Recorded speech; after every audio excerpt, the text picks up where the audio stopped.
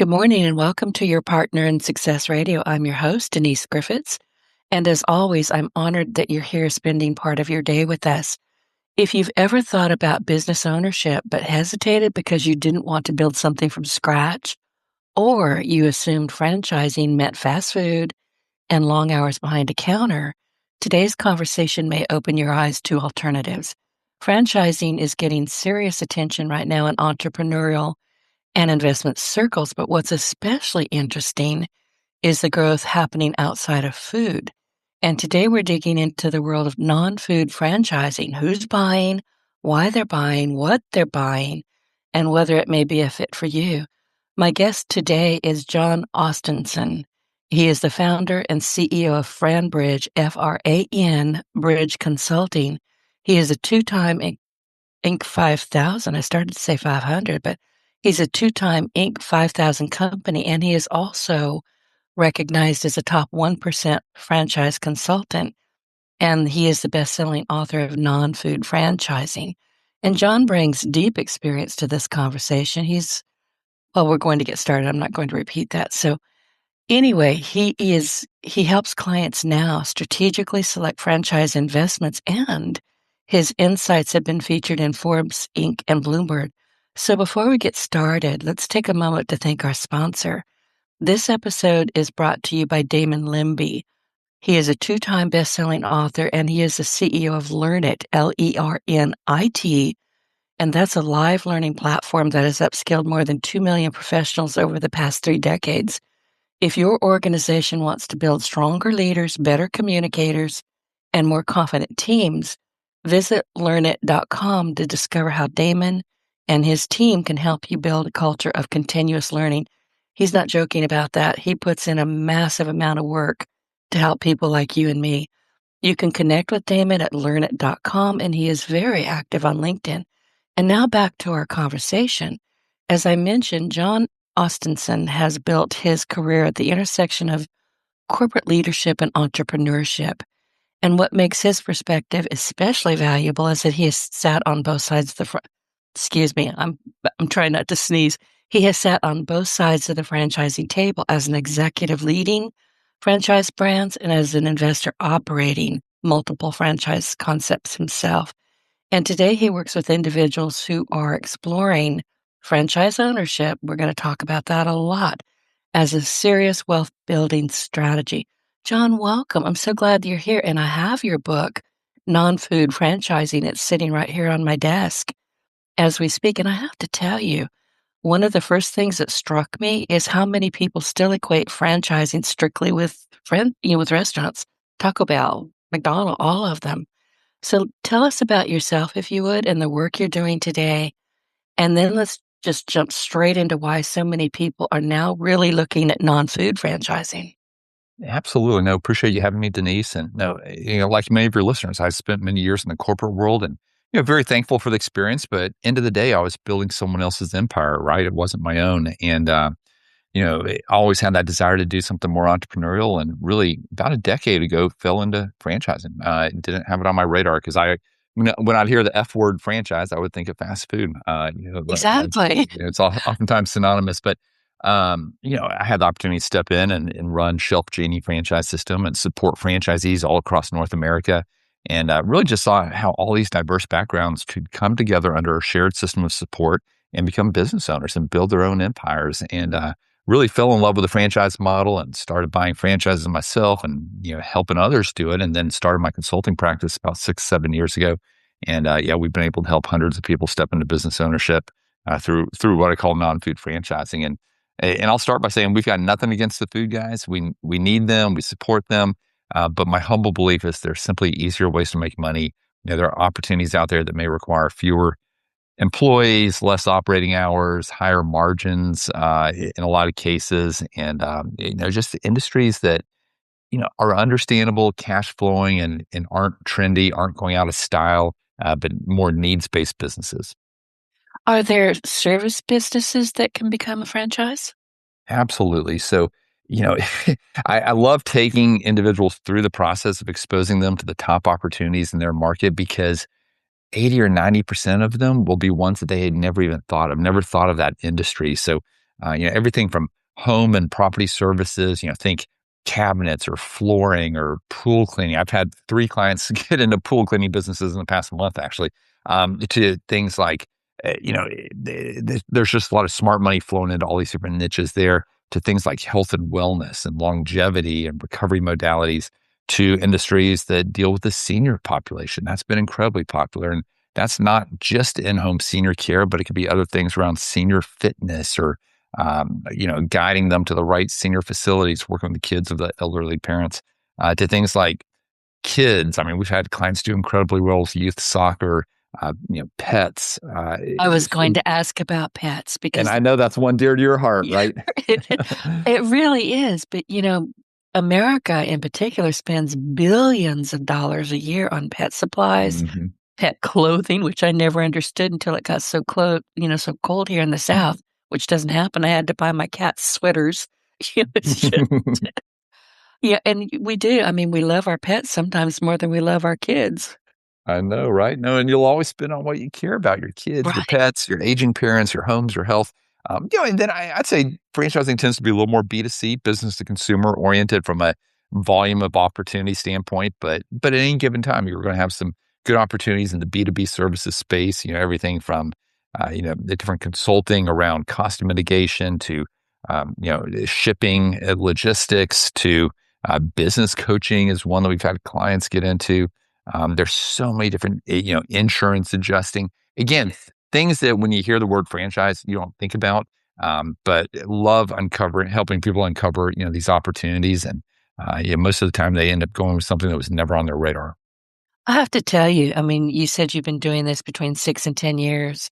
Your growth has been phenomenal. I It appreciate it. really It's a is. testimony to all the people that we've been able to help out there. Well, there's that, but then there's just your passion for it. No, I think, I just have conversations every day with others that are, they've been grinding and, and they're thankful for the experiences that they've had, but they're kind of at a point in their career where, they look around and they're like, hey, tends to be the business owner friends of mine that are, have a little more free time. They're taking more trips with their family. They're living the life that they want to lead. And they're saying, how do I get there? I don't have that $1 million idea. And I'm a little nervous about starting on by myself. And, that's where franchising, and not every franchise is created equal, Denise. I mean, we all know that any industry is going to have great players that provide great support. You're going to have others that don't. And so that's where we come in to try to help people identify the right opportunities. But a good franchisor on the sideline is going to be providing you with a lot of support. To be cliche, you're in business for yourself, but not by yourself. But something that oftentimes gets overlooked is also that community that you have when you buy into a franchise.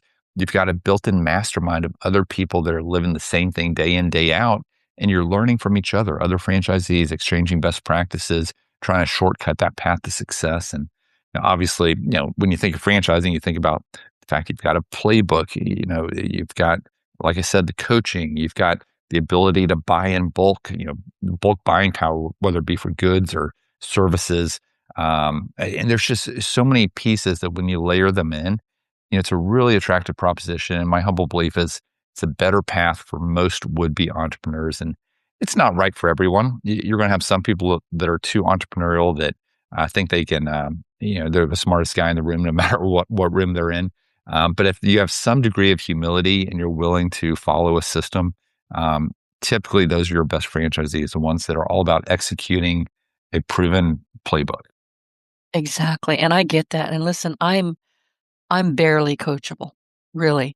I fight with my now system. She says, "Go left." I say, "You're not the boss of me," and off we go. I get lost every time. I'm not sure I would be actually, let me rephrase what I was going to say. I was going to say, I don't think I would be a good franchise owner, but I'm growing up and listening to you talking about, you've got people who are doing it, you can chat with them, you've got this built-in mastermind. As long as you do, what I'm hearing from you, as long as you take the good advice and try not to go out on your own and maverick it. Mhm. Does that sound about right? Sounds about right. And when you're surrounded by others too, it makes you better, right? You want to be in a room of others that are, striving to, marching in the same direction. You see their benchmarks and learn from them. And And again, you're bringing skill sets with you. Oftentimes you're stepping into an industry you don't have experience in, but you're bringing, your background, your skill sets. And, yeah, the top performers I've seen in my past supporting franchisees across North America, I've seen the top ones are the ones that are halfway decent with people, right? I mean, it's business end of the day. And then secondly, they're willing to follow the system. And, what's oftentimes eye-opening, Denise, is, it doesn't take $1 million to get into a franchise. Now, there are some, and we've had clients that do big seven-figure deals. But a lot of the time, when you look at the franchise fee and the startup cost and several months of working capital, all built in your investment range, I'd say 150,000 to 300,000 is where most of our clients are landing. Certainly, if it's a large retail customer-facing build-out type franchise, it'll likely be a little bit north of that. We do have some franchises that are more around 100,000. Now, you don't have to use all cash to fund it. Typically, I'd say you need at least 50,000 of cash, and then you can leverage through an SBA loan. Obviously, banks prefer lending to franchises, so it's pretty easy to secure those loans, and we help our clients with that. But that's a common approach. Or you can use a retirement rollover. It's got to be from a previous employer, but you can roll over an old 401k and purchase the business with the retirement plan through what's called the ROBS program. So certainly HELOCs, there are a lot of ways to get involved. And oftentimes it does surprise people that it doesn't take more than it does. And I'm glad you brought that up because I had notes to ask you about the financial realities. And I'm going to pivot a little bit because you mentioned that, service-based owners like me, Mhm. I do a lot of consulting for the podcast industry. And I'm wondering, what would I need to do if I wanted to franchise my knowledge? Yeah, that's a great question. So kind of flipping the script around, if you were to be on that side of it, rather than buying a franchise, you're an owner that's looking to franchise. I think it's a great consideration for a lot of companies. Is one of their potential paths to scale. There's a lot of attractive benefits in that. Rather than having to hire a lot of employees, you can actually, essentially bring people on your team and these franchisees that have skin in the game and they're going to act like owners, right? You always want your employees to act like owners, but here they actually are owners, that you're supporting. But I'd say you need to go into it eyes wide open and make sure that you've got the back end support for those franchisees. Last thing you want to do is invite everyone in and then not be able to support them the way that they expected. So I'd say, making sure you've got an attractive proposition. Secondly, that you've got a program and an operating plan, maybe lead generation plan, all these different pieces, technology stack. These are expectations that a would-be franchise buyer has, and then ongoing coaching and training that you'd be delivering. But no, I think it could be, and people are attracted to these service type businesses, and they really are because it aligns oftentimes with their backgrounds. And I always have people reaching out saying, "Hey, what opportunities give me the highest return on investment with the fewest number of people that I can do remote?" Right? Those are kind of some big check boxes that people have, which I think would fit the bill for what you've got going.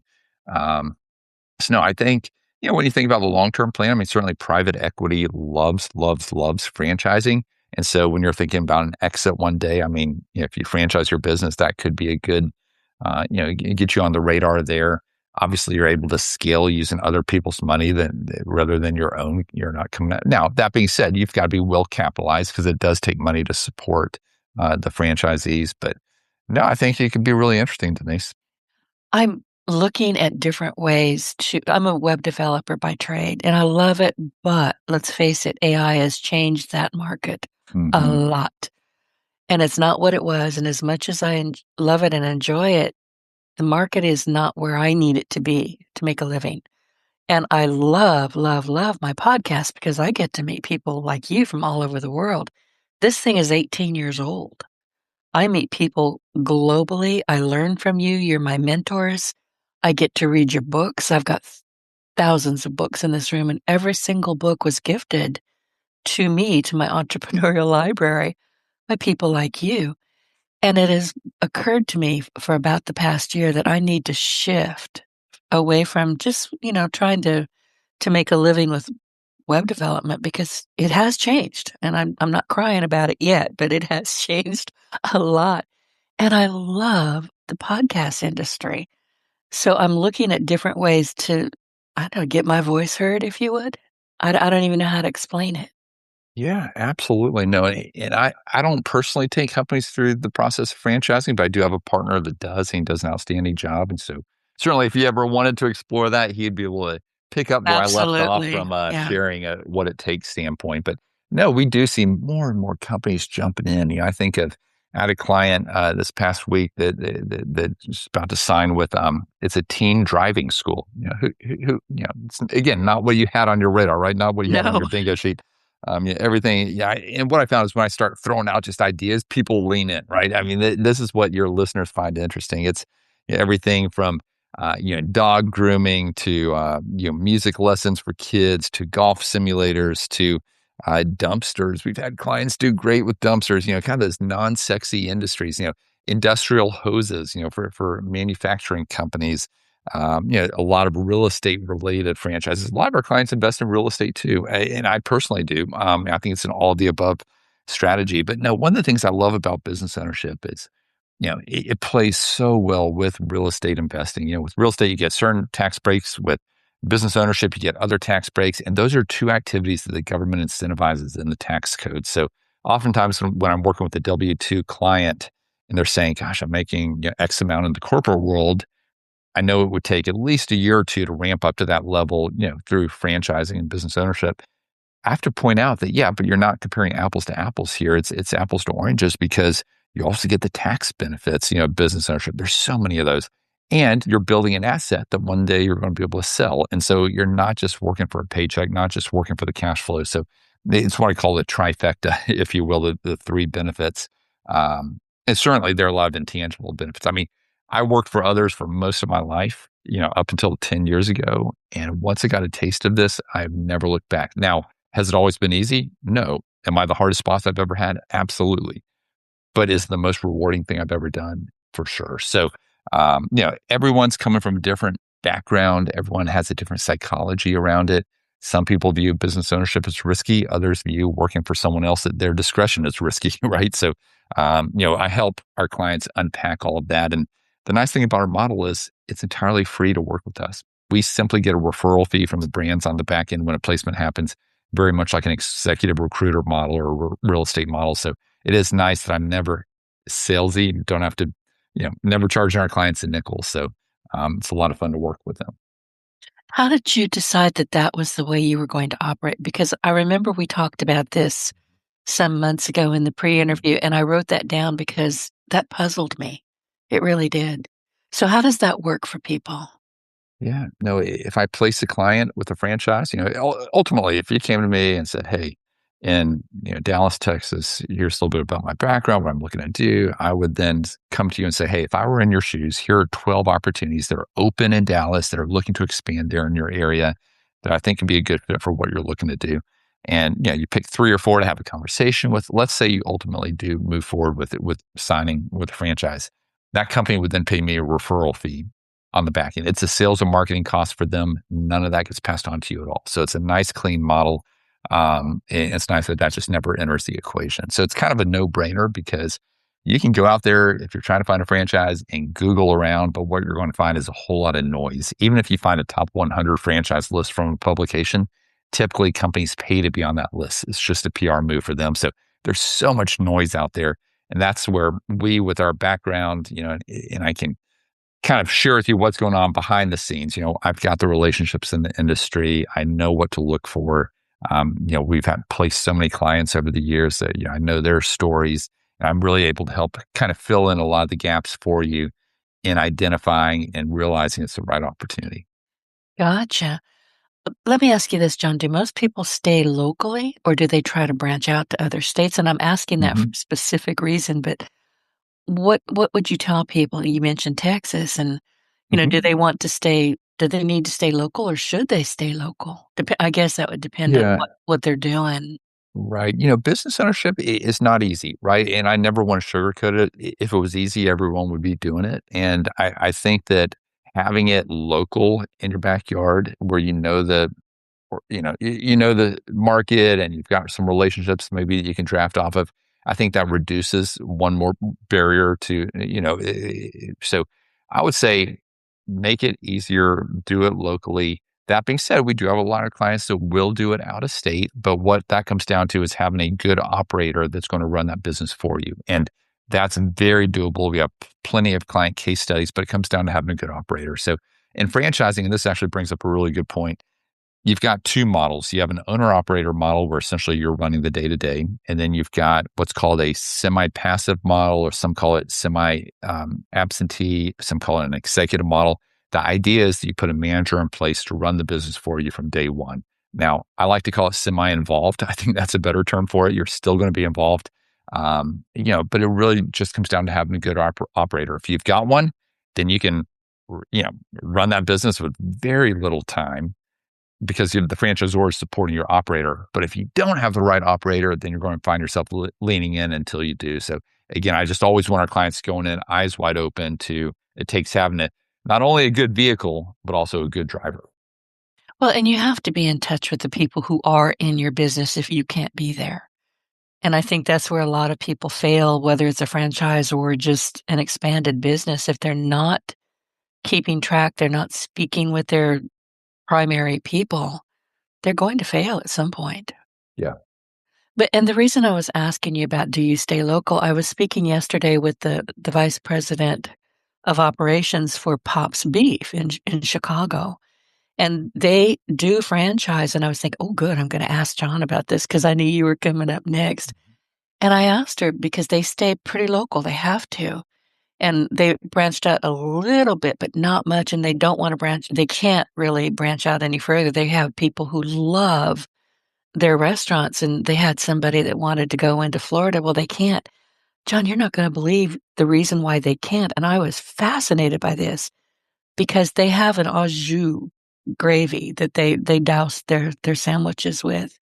It's the water. They have to have the water that they're currently using to keep that continuity. I was shocked. I was fascinated, but I had no idea that something as simple as water to make sure that your restaurants are going to taste the same from location to location was critical. No I've heard, idea. I've heard that about pizza crust in a few instances. Ah, Again, that's in the food space. I don't need those nuances in my world, right? I right.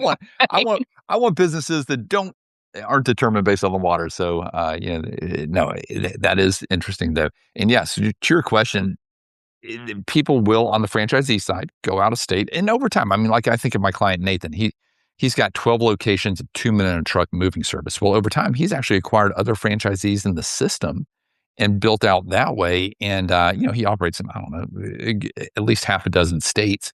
Does about 45 million a year in revenue now. Has really built up a nice, sizable business. He didn't do that day one, but over time he expanded, and but I think he started locally and then eventually expanded out. So certainly on the franchisor side, like to your point, talking to the head of operations, you know, yeah, a company can go operate out of state, assuming there's not a water instance. Now, there are some businesses that may require licensing in certain states, and they say, we don't want to go into that state for that, whatever reason. But I'd say the majority of the opportunities that we work with are available in all 50 states, or at least the continental U.S., in the states where it makes sense for them to have an addressable market. Hi, Denise. Hello? Can you hear me now? I got you now. Yep. Hang on a second. I think I just lost my microphone. It happens. Okay, can you hear me now? Dang it. I hear you. Yep. Can you hear me now? Yes, I hear you. Okay. My microphone decided it needed a break, apparently. I'm sorry. What I was Mhm. going to ask you about before, and Zoom has been going crazy too lately. I think it doesn't want to wake up early in the morning. But anyway, what I wanted to ask you about is, and I'm thinking about this, I really am. I've been thinking about it since we spoke last. I want to provide a virtual service, basically. But that can go anywhere, can't it? I'm not stuck in Texas or Louisiana or California. Mhm. Yeah. So that Right. So there are franchise systems that are not territory based. The vast majority are, but there are certain ones, like I mentioned business coaching earlier. There's a franchise that does that, and you can serve clients anywhere across the world as a franchisee, or cost reduction consulting. That's another model where you can work with businesses all across the globe, really, primarily in North America. But so no, there are exceptions to the territory approach, which would probably pertain to you, right? Because you can't have a larger addressable audience that way. And that does make sense. I'm going to actually talk with the person that you mentioned earlier. I'll get you to send that information to me if you would. But I wanted to, this is an oddball question, but I have to ask it. Have there been many or any instances where somebody said, I want to do this, and your eyebrows just went up like, what? What are you thinking? No, never. People never surprise you, right? No, me either. No, yeah, we've had clients again, based on the first conversation. I'm like, oh, they're going to go this direction, and then they totally surprise you. I mean, we've had physicians, doctors get into restoration, like, water Restoration. mitigation, mold remediation, right? They saw the need there. And a lot of times, we have some, highly skilled professionals that say, hey, we want to stretch our intellectual muscle and try something totally different. It's interesting. Some of those will, like the doctors will say, I know health and wellness. I want to stay in that space. I'm passionate about it. Others say, hey, I want nothing to do with health and wellness because I know that space, right? And what I find is a common through line of a lot of people is a desire to help their community, to better themselves, to kind of prove to themselves that they've got what it takes, but also to be able to show their kids, if they, that, hey, they're stepping out, taking a, quote unquote risk and going after their dreams. And many of them have a vision of over time having a portfolio, and that may be a portfolio of locations of one franchise or maybe multiple franchises, what I call franchise stacking. A lot of our clients will come back a year or two later. They're like, hey, Jon, we've got a good team in place. We're now ready for the next thing. Or you can always acquire another business too along the way.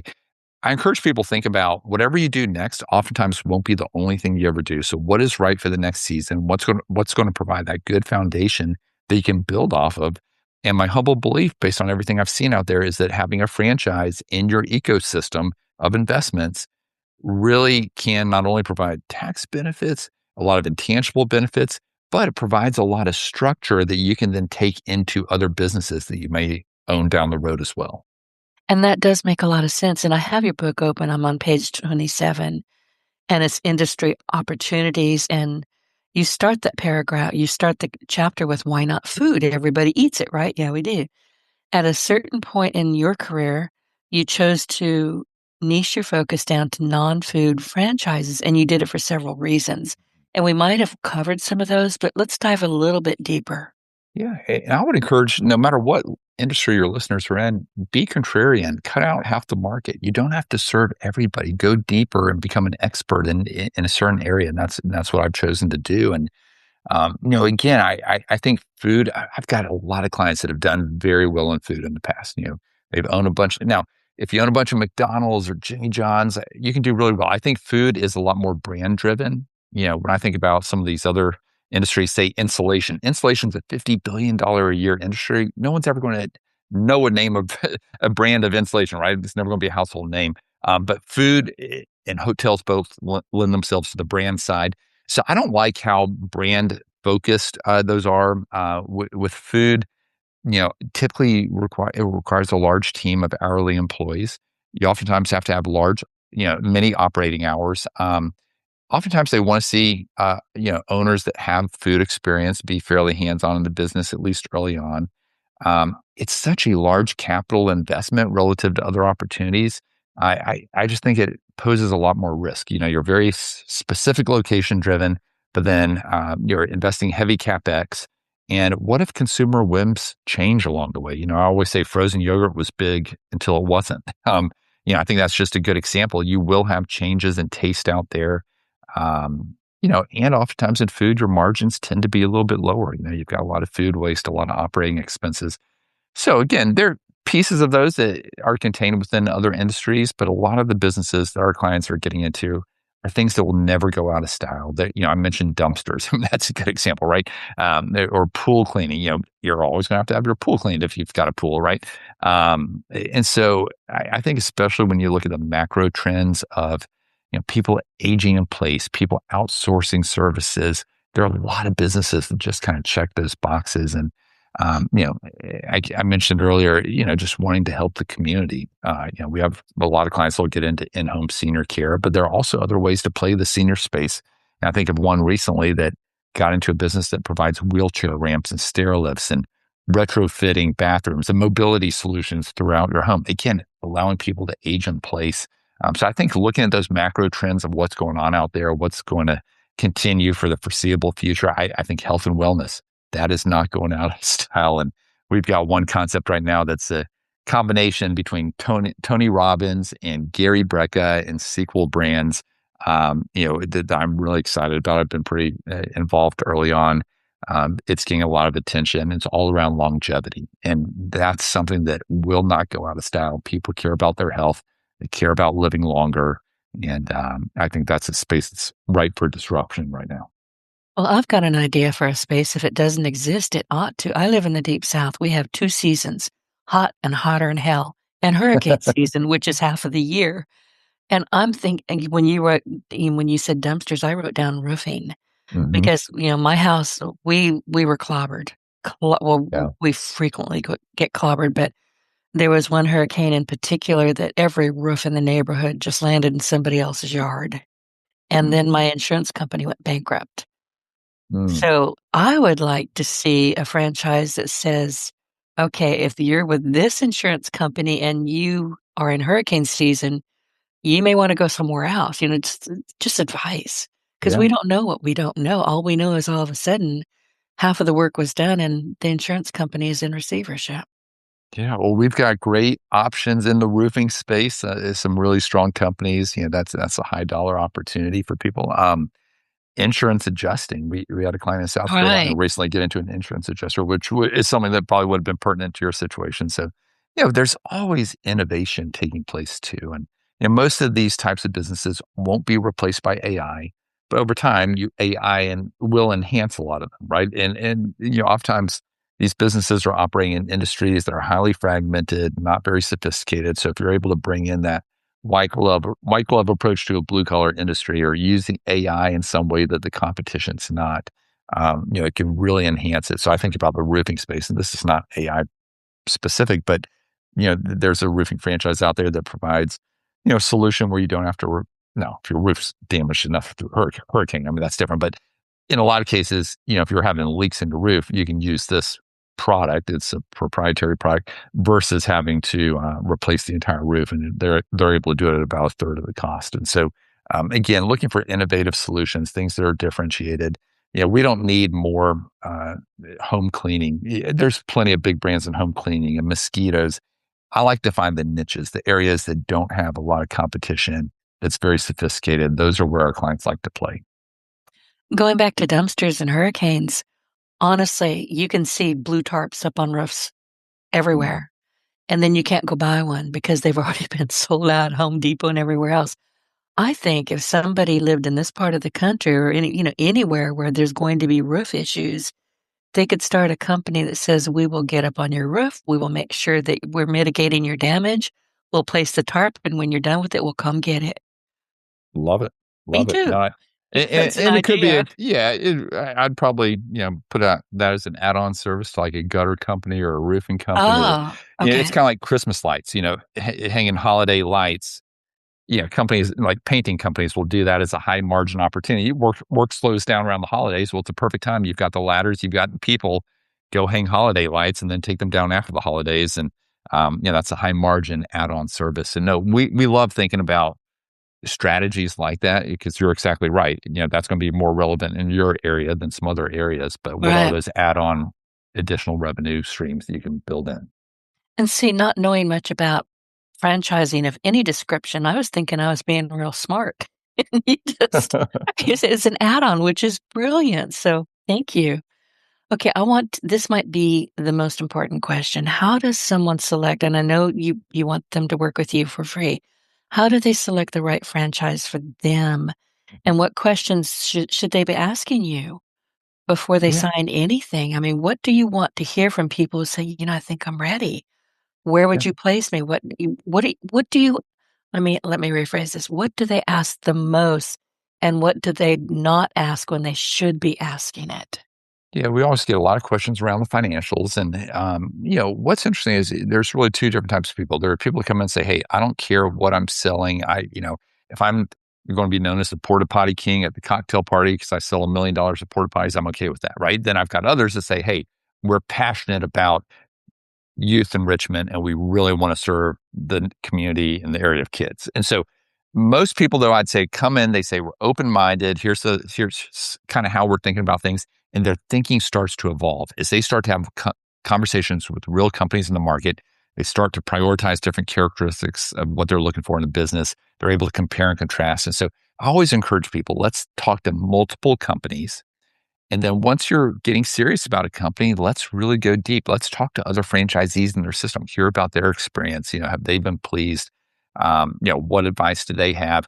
Really, the whole exploration process is designed so you're able to do a lot of due diligence, get a lot of information before you ever sign that franchise. And does it ever happen that someone gets into one and 6 months later says, gosh, that wasn't the right move? Absolutely. That's life, right? But the vast majority of clients that we work with, come back and buy additional locations or additional brands or refer their brother to me. And that's where I get my validation, right? That I know that we did a good job for them. So, no, my approach is let's look at a wide variety of companies before we get too specific. And let's just have a lot of conversations. And it takes work, right? There's bandwidth involved here, but the more due diligence you do on the front end, and I help our clients figure out what questions to ask, pertain to the business, when they're interacting with the companies. But I'd say from a generalist standpoint, more is better early on. Start with a wide angle approach rather than getting too prescriptive too early.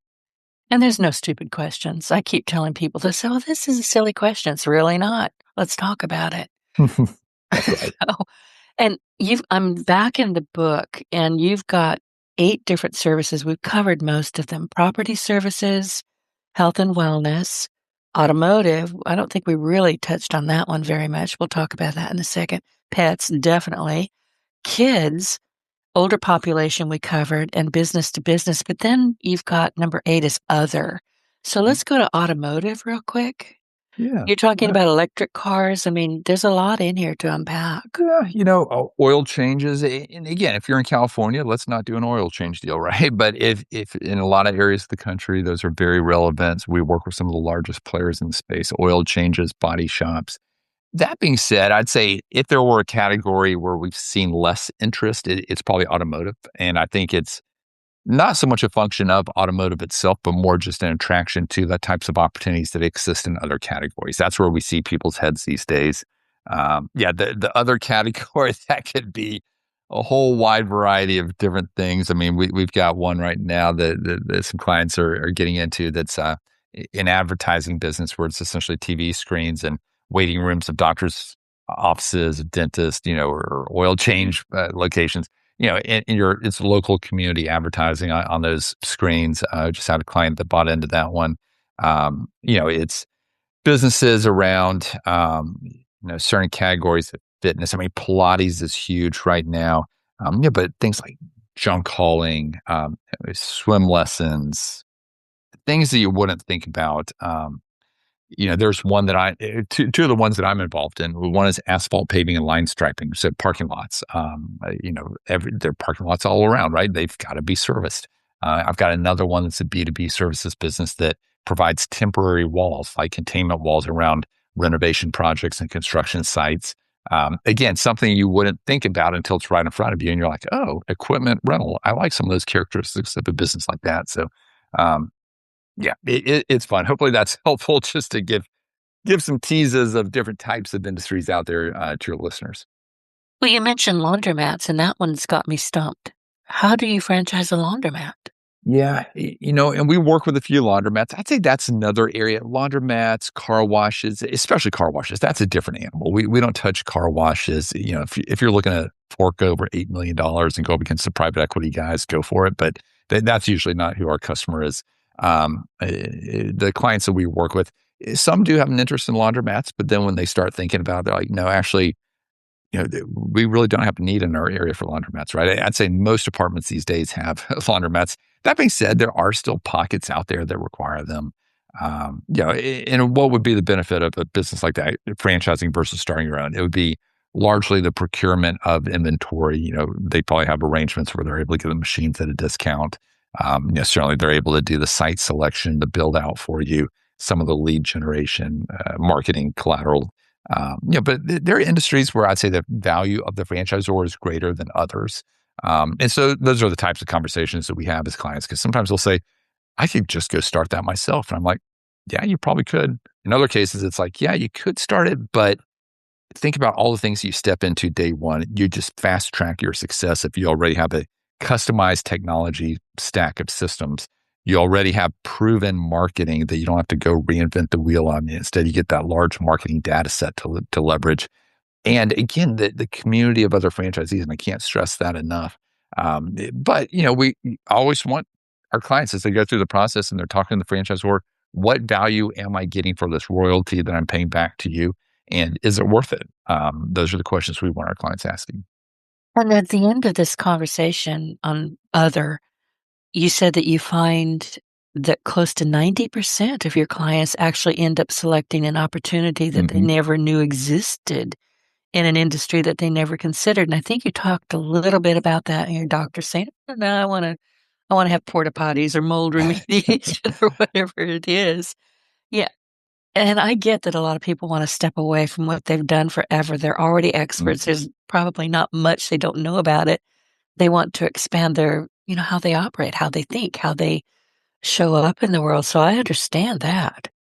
Yeah, absolutely. And um, it is fun to expose people to opportunities. And, oftentimes there are things that they're like, "Oh, I didn't know franchise existed in artificial turf." That's a big area right now. Oh, Um, is it really? yeah, yeah. It's Oh, those wow. it's those niches you don't think about until it's right in front of you, and you look at your spouse and say, that actually makes a lot of sense for our area. And I think I would enjoy the day to day, and I could leverage this relationship. And if I do this, then here's what I could do down the road. The juices start flowing. So we love taking clients through the process. What are some of the favorite conversations that you've had over the years that just stick with you because number one, they were just entertaining. Hmm. Number two, they actually worked. Share some Yeah. stories.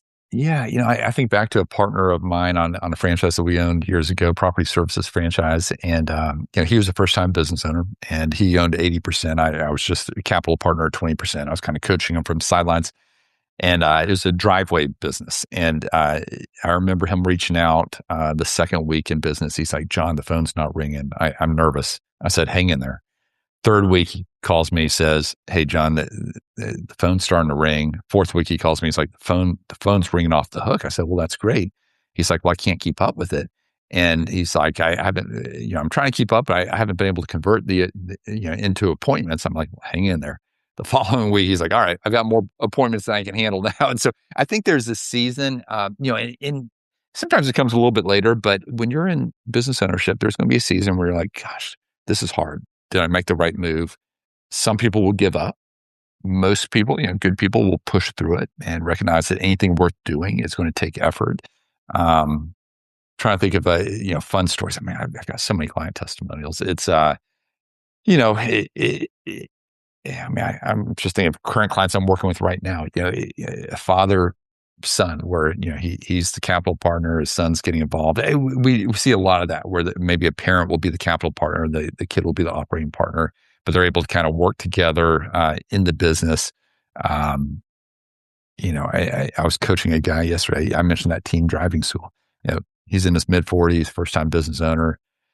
Very nervous going in, very nervous. Can't get out of his way, but he's like, I would rather do something and fail. He's like, I don't think I'll fail.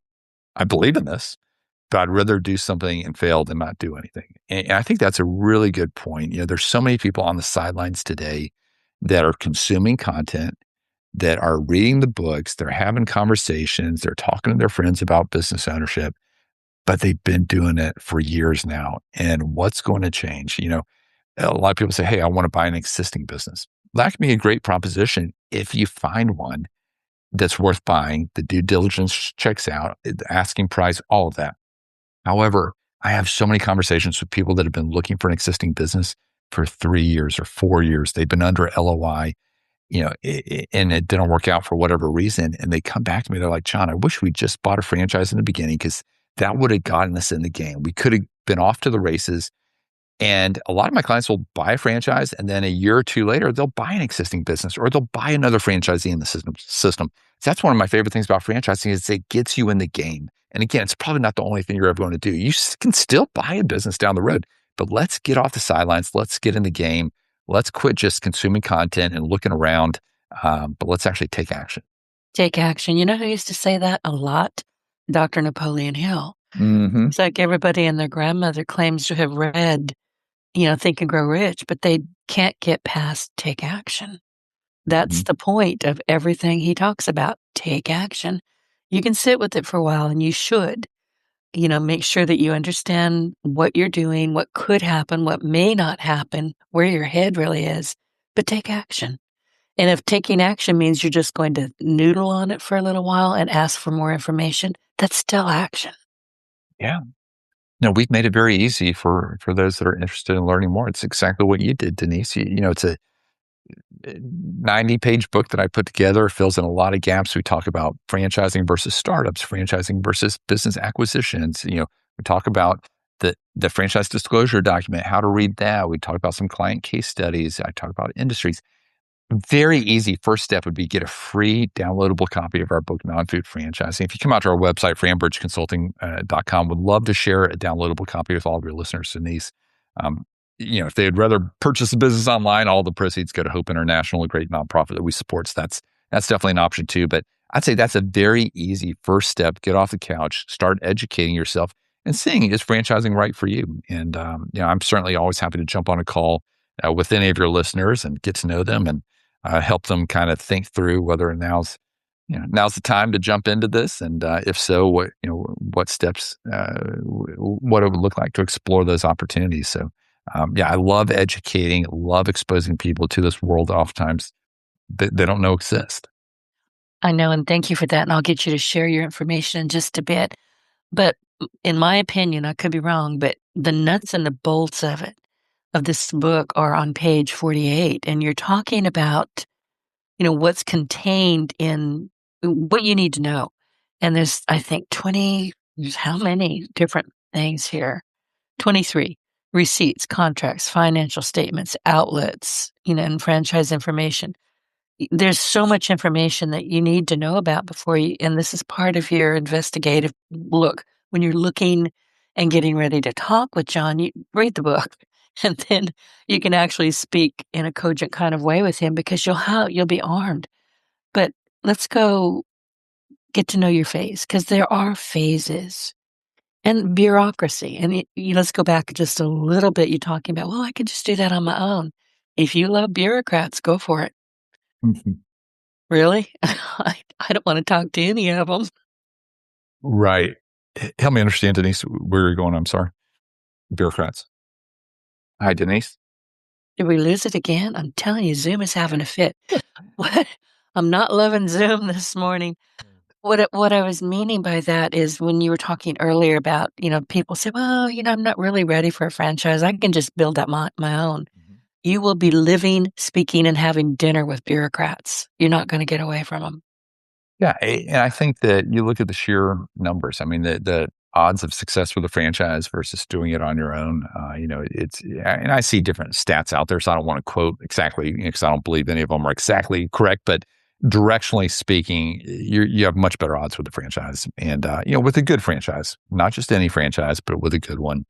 For all those reasons we talked about, the support, the having the pieces in place. I mean, you've got a proven playbook in that there's a product market fit. A lot of companies start without a product market fit. They don't know if if it's going to work out or not. And so it's fascinating right now. I mean, we just see so many people with a technology background, with a consulting background, that are saying, "Hey, we see things changing in our industry, and we want something that's in our control, something that we can lay claim to, and but we don't know what it looks like. We don't know where to start. That's why we're looking at existing businesses, hoping that we'll stumble upon something. And then they come across the idea of, oh, maybe franchising can make sense. And we see them end up moving in that direction. So, and there's no downside to looking, right? I mean, maybe you run your search parallel. A lot of our clients will look at existing businesses. Meanwhile, they'll also be exploring franchises. And, it's not one or the other. Again, an existing business can be a great opportunity if you find the right one. It's just, it takes a lot of time, and the stars have to align because there are a lot of people out there looking. I had two different conversations yesterday with Harvard MBAs that are about to graduate this spring, and they've been looking for existing businesses for several years now. And they're both like, well, franchising maybe makes sense for us for this next season. And the more they dig in and the more I share the types of opportunities that exist, they're really getting excited. So it's been fun to kind of see that evolution in their minds, as they've come around to the idea of franchising. And, I have to tell you, and I mentioned it at the top of the show, AI is changing things. It's changed things dramatically in how I do business. And I did see it coming, thank goodness, but in a mild kind of way. And then I went, oh, pay attention because things are changing. How we do business is changing. How our Mhm. marketing evolves is changing. What kind of people or customers we're actually reaching. And I'm not talking about, Facebook advertisements, but we have to really take a look at what we think the future might be. The drumbeat is getting louder and louder. I mean, if you look at the Wall Street Journal, every 2 or 3 days, there's a full article on AI replacing jobs. And CEOs of the major corporations are becoming more and more bold in the things they're saying. And you can't deny it. You can't ignore it anymore. I mean, there are Mm-mm. real numbers that are being put in place. I mean, it is significant. I'm just this week, Heineken, thousands of jobs that they're announcing. But I mean, the CEO of Ford Motor Company said, 50% of our white collar jobs in a couple of years won't be here. And Right. it is astounding just where things are moving and how open, it's kinda like boiling a frog and, Yeah. but we're starting to see the frogs jump out and they're calling us and saying, "Hey, before it's too late, we wanna make a move," and, maybe they feel comfortable in their job, but they're being asked to do more with less, because other jobs are being cut or they're just tired of talking about it. I think COVID was kind of a big impetus for a lot of people to consider the path they're on and sit around and think about it and say maybe now's the time to take action. And really, this whole AI movement is as well. I mean, we It's have not never going seen away. We're never not going going to get away. away from it. You We might as we well embrace it and learn everything you can. 100%. And we see so much interest in franchising these days. I think the word has gotten out there. It's no longer a secret. When I wrote the book Non-Food Franchising 3 years ago, I think, it kind of caught a lot of people off guard. But in the last 3 years, I've seen so much activity. It's just continued to ramp up. And yeah, it's exciting. It's an exciting time to be in the industry. So many different business models that are coming down the chute. Um, so anyway, as you That can tell, just makes I'm passionate. I know, and I love that about you. And I'm on page 61 in Stephen Covey's 7 Habits of Highly Successful People, which I've read it. I've interviewed his son, one of his sons and his daughter, amazing people. He raised an amazing family. But he encourages readers to begin with the end in mind, and I think that's what you're doing here. Look at it, figure out what you want to do, talk with Jon and find out what's out there and start giving some genuine thought to where you're gonna go, what you're going to do, what you're going to offer. Yeah. Yeah, will 2026 be any different than 2025, any different than 2024? Will this be the Yes. year that you make a move and start, Yeah. having some serious conversations? And the thing is, Denise, there is never a right time to buy a business, right? The stars will never perfectly align. If you're looking for a reason not to make, there will always be a reason not to make a big decision. But the ones that make a difference, the ones that, craft their own vision and execute on it are the ones that are willing to step out and recognize that there's never going to be a perfect time. Stars won't align, but make that move. And in 2027, you'll look back and pretty good chances you'll be glad you did. And I feel that way about 2026 right now. I am convinced, and I have been for a while, that this is going to be the year of the podcasters. It's a great way to get your own voice heard, get your voice. And how are we consuming information? We're listening. We're not reading as much, which I think is a shame, but we're certainly listening and we're watching. Hmm. So I need to build something, my own franchise around podcasting. So we'll be chatting. But we are out of time. Is there anything, hang on a second, I made a note to ask you about it. Oh, we talked about passive income. Okay, so Jon, this has been incredibly helpful, and I am so glad that you joined us today. So, for listeners who are thinking, I need to explore this seriously, what would you like them to do next? Do they need to download your book, schedule a call, visit your website, all of the above? Come out to our website, franbridgeconsulting.com, FRAN bridgeconsulting.com. Share your email address. My assistant will reach out to you with links to download the book, entirely free. And if you like, just let her know if you'd like to take a next step and jump on a call, and we'll jump on a quick call and discuss what it could look like to explore opportunities and see if it's the right fit for you. And again, entirely free to work with us. Love, love, love helping people explore opportunities. So I look forward to a lot of great conversations. Thank you. Well, Jon, thank you for breaking this down in such a practical way. I talk with a lot of, people who have services kind of like yours, but you stand alone. You do yours very differently from other people. And I love that you help people, you consult with people, and you're not charging them. I mean, you're really working. And tell us about your charity again. Yeah, Hope International. It's one my son and I've been on a mission trip with them before, and Hope International. Instead of providing a handout, they provide a hand up. To be cliche, and that's helping budding entrepreneurs around the world through micro loans and micro insurance, and they just do an outstanding job. And we've seen firsthand the impacts they have on families and on their communities. And they do it's a faith-based organization, and but they do a great job of providing sustainable commerce for these families going forward. Great. Well, Jon, thank you again. And today, to our audience, we talked about who is entering franchising, why non-food concepts are gaining momentum, the financial realities behind franchise ownership, and how to approach this strategically rather than emotionally or even from fear. And if you've ever wanted business ownership without reinventing the wheel, this conversation is one that you may want to save and revisit. And you can find Jon Ostenson at franbridgeconsulting.com. Download his book, Non-Food Franchising. I have it on my desk. Schedule a call and start asking better questions about your next move. Jon, thank you so much for being here. I really appreciate you taking the time. And thank you for the book. I enjoyed it. Thanks for having me. Oh, my pleasure. Well, listen, everybody, until next time, be well, do good work, and keep building your success intentionally. And I will see you next week.